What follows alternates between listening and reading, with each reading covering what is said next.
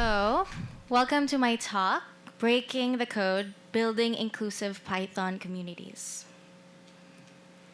I don't belong here. Have you ever walked in a room and immediately thought that thought? Well, hi, my name is Chantal. I'm a 19-year-old girl from Davao City, and I'm a Python software developer like most of you are here. And I intimately know that feeling. The first time I walked into a tech event, it felt like entering a foreign country without knowing the language. The sensation, being physically present but emotionally disconnected, might be the biggest barrier to diversity in tech. Not the lack of interest, not the lack of talent, but the lack of belonging. Which brings me to this quote. Diversity is being invited to the party, inclusion is being asked to dance. Today, I want to challenge us to think differently about building tech communities, because we're not just creating spaces for people to learn how to code.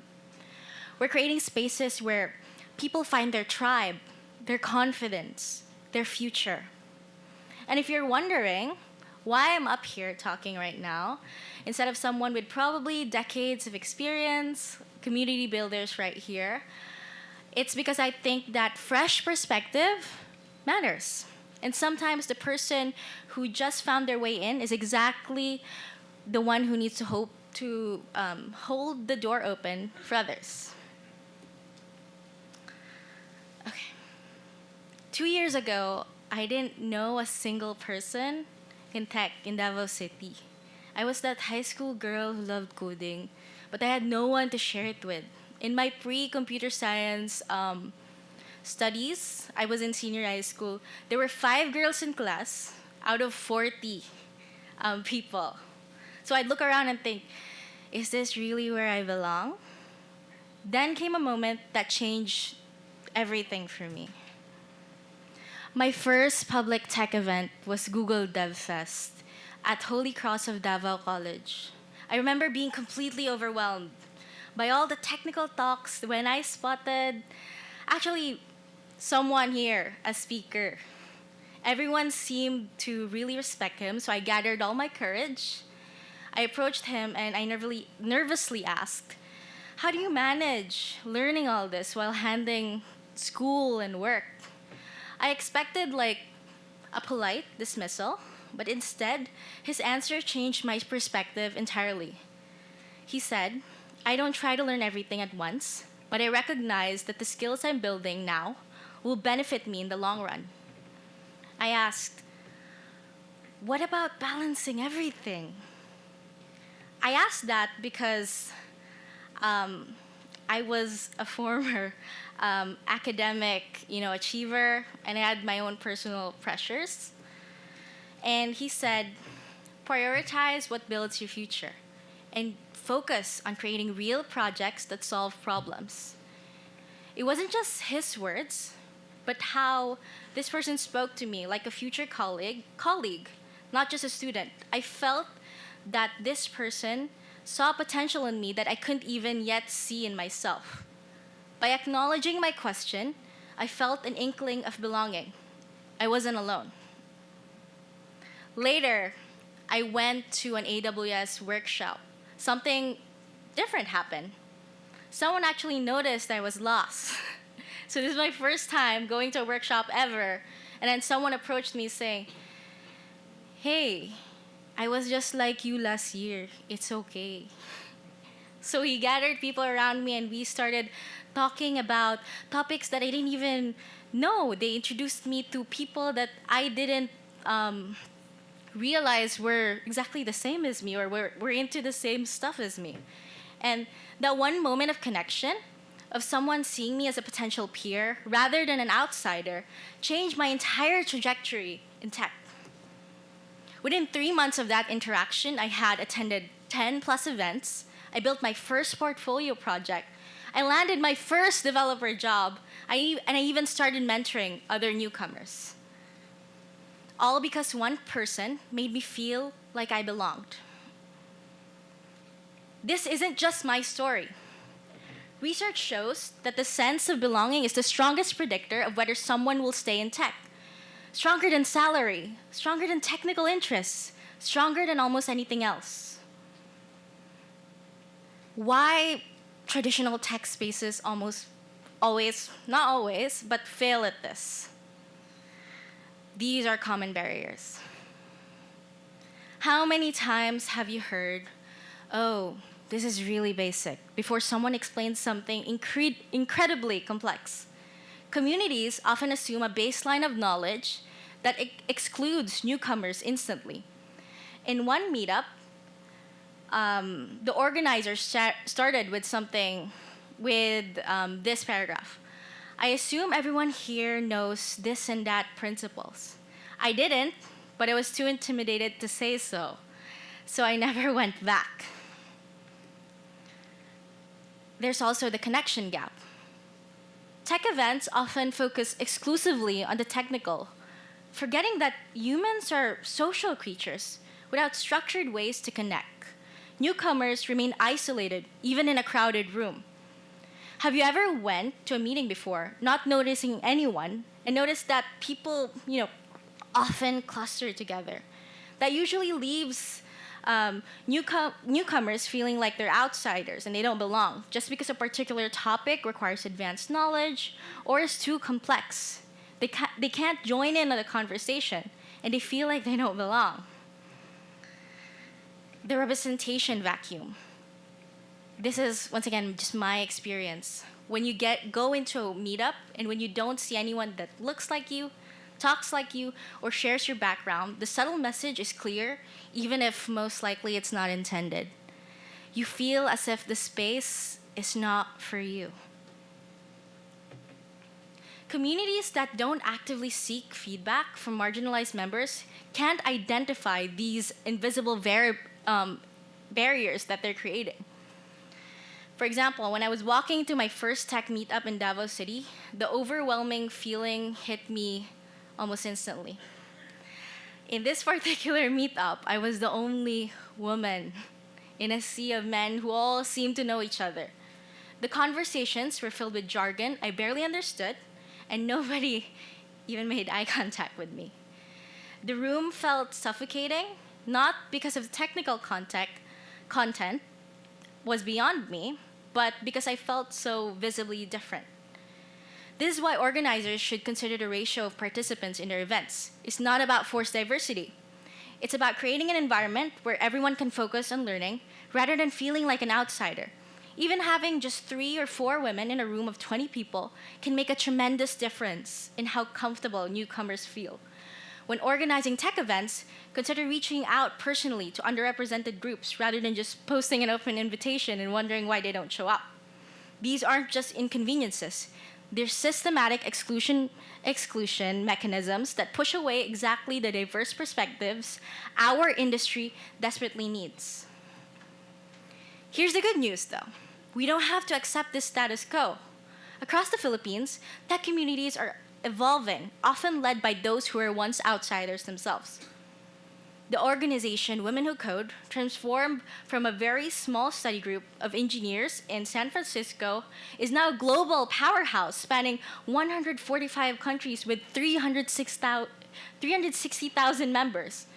Through 20,000 events, millions in scholarships, and countless volunteer hours, they created genuine belonging in tech while launching hundreds of careers and fundamentally changing how women experience the industry.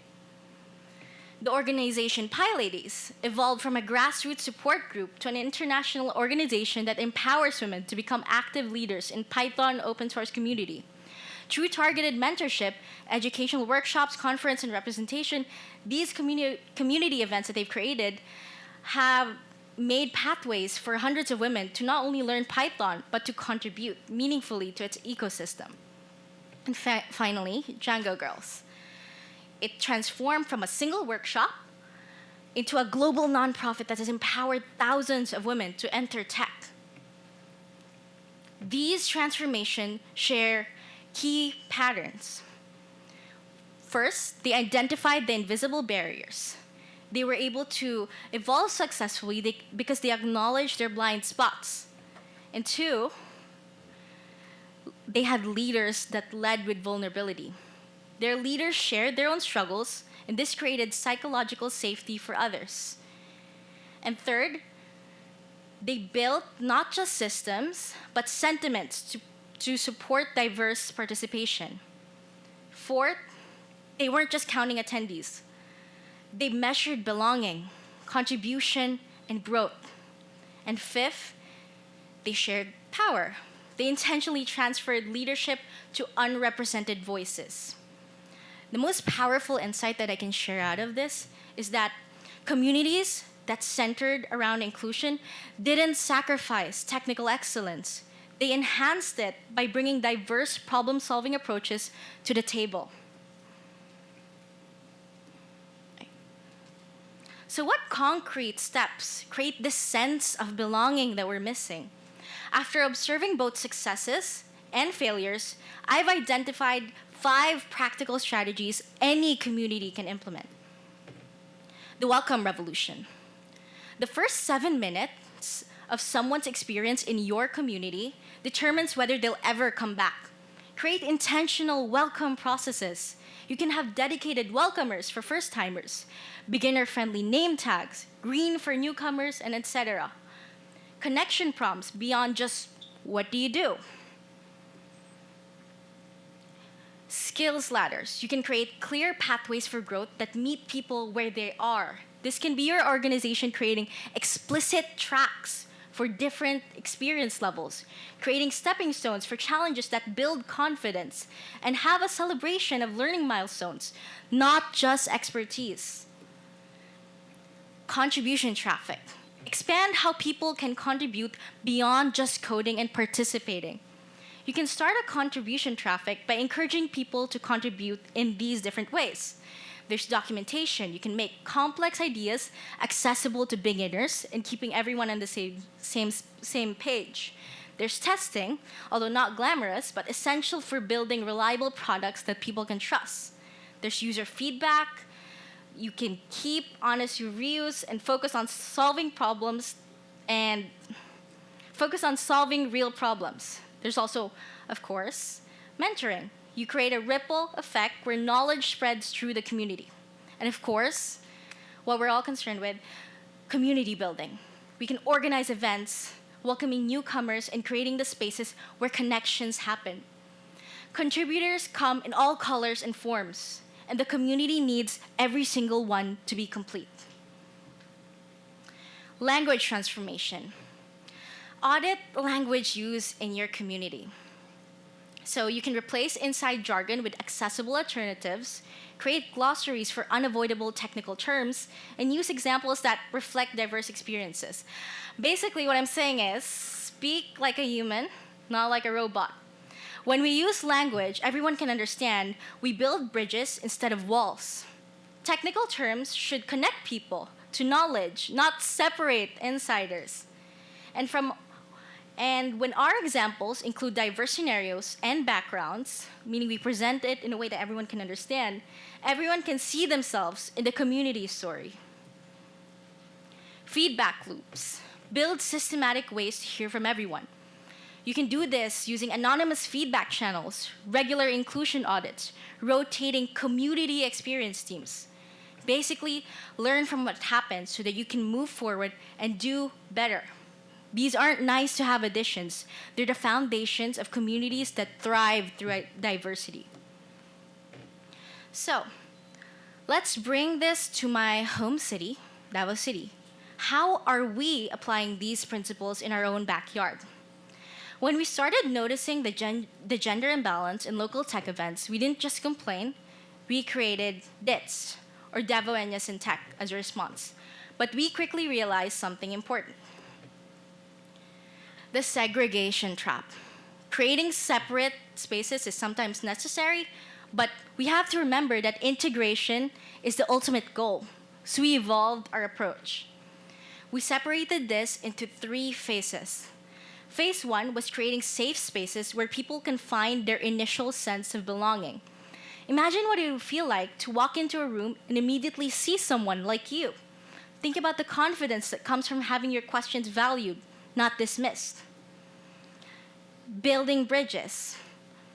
Building bridges between different community groups. Picture the innovation that happens when different perspectives intersect, when experts and beginners can interact. Consider how mentorship relationships enrich both participants. Phase 3, transforming mainstream tech. Envision tech events where inclusivity is the default, not an afterthought. Think about how leadership diversity naturally shapes more welcoming environments. These aren't just theoretical phases, they're the roadmap that we are excited to follow. We're still early in this journey, but the shifts we're seeing are encouraging. Let's look at the lessons from a very welcoming community. As we look for models of inclusion, the Python community actually offers very valuable lessons. While not perfect, Python has intentionally created one of tech's more welcoming ecosystems. The Python's community's success stems from several core principles. Values in the open. The Zen of Python isn't just about code. Principles like simple is better than complex extends to how concepts are thought. Documentation as a first-class citizen. We value clear explanation alongside technical innovation. We have multiple learning pathways, from visual learners to text-based learners. Python resources accommodate different styles. We have an established mentorship culture, the explicit expectation that experienced members will help newcomers. Regional adaptability. We encourage local communities, like for example, Durian Pai, to customize approaches for their cultural context. In the Philippines, we've seen Python meetups evolve from expert-only discussions to inclusive learning environments. Python conferences now have a dedicated newcomer tracks and local language tutorials that are becoming more common. You have two choices. You can be a passive participant in the communities that already exist, or you can become an active creator of the communities that we need. Here's my challenge to everyone in the room. Start where you are. You don't need permission to make your corner of the tech more inclusive. Find your allies. Look for others who share your vision, even if they're just one person or two. Begin, again, with belonging. Focus first on making people feel welcome before tackling technical goals. And measure what matters. Track not just attendance, but belonging, contribution, and growth. And share what works. Document your successes and failures so that others can learn. 5 years from now, I envision a Davao tech scene, my home city, where no one feels the isolation I once felt. Where that 16-year-old girl who loves coding doesn't have to search for months to find her people. Where innovation flourishes because diverse perspectives are not just welcomed, but centered. Remember, inclusion isn't just about gender. It's about age, experience level, educational background, economic access, language preferences, and so many other dimensions of identity. True inclusion means creating spaces where everyone can contribute their unique perspective, where participants aren't just participants, but are empowered to create, to solve, becoming active builders about technology and community. That future isn't inevitable. It's up for us to create it. Thank you.